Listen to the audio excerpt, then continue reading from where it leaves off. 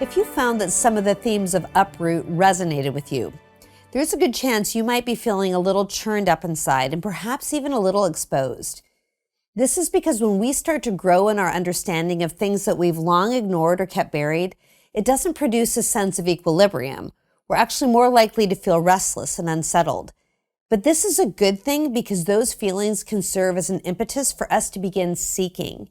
And if we are willing to continue exploring with an open mind, we'll start to move from an uneasy sense of upheaval into a focused journey of discovery. And as we transition into this next stage of our quest, there are concepts and words we're going to need to explore.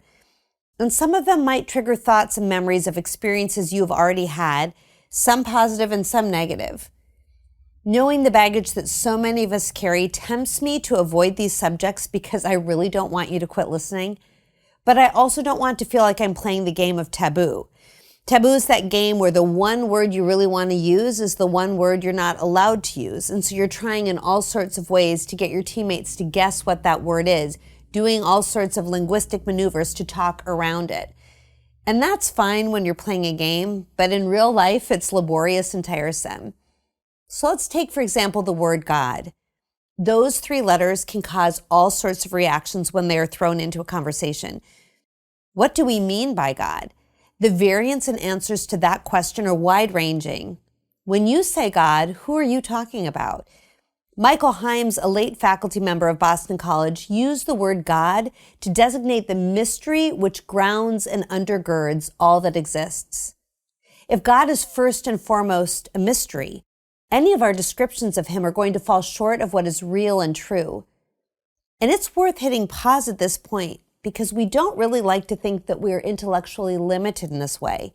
We want to understand. We want proof. We don't want to look stupid. And with a fair amount of experience under our belts, we're going to always be tempted to talk about what we think as if it's what's automatically true. But Himes cautions us against that, and he says that any language about God that is perfectly clear is certainly wrong. When I say the word God, something goes on in your mind. Now, however wonderful, however deep, rich, powerful, consoling, however philosophically informed, however metaphysically precise, however traditionally grounded, however spiritually sound, however magisterially orthodox, whatever that idea in your mind is, it is not God. This is a classic way to think about God, by acknowledging that he will always exceed our understanding. But just because we will always be limited in our understanding doesn't mean that there is nothing we can know. And while Himes cautions against us being overly confident in our talk about God, he's not advising that we simply keep silent. Some things matter so much that we need to at least take a stab at talking about them, even if we are going to do it in a bumbling way. And it's in that spirit that I delve into this next section of our journey, Cultivate.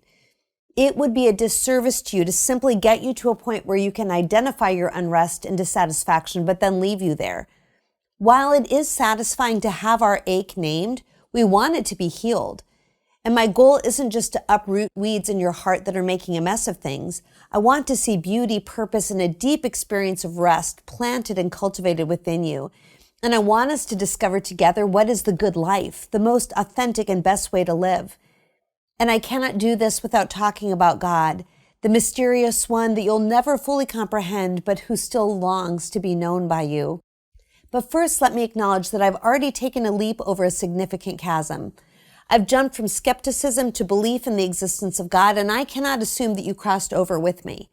So let me take a little time to give weight to the fair and valid questions that you may be wrestling with. Before we dive in, take some time to journal. When you hear the word God, what comes up in your mind?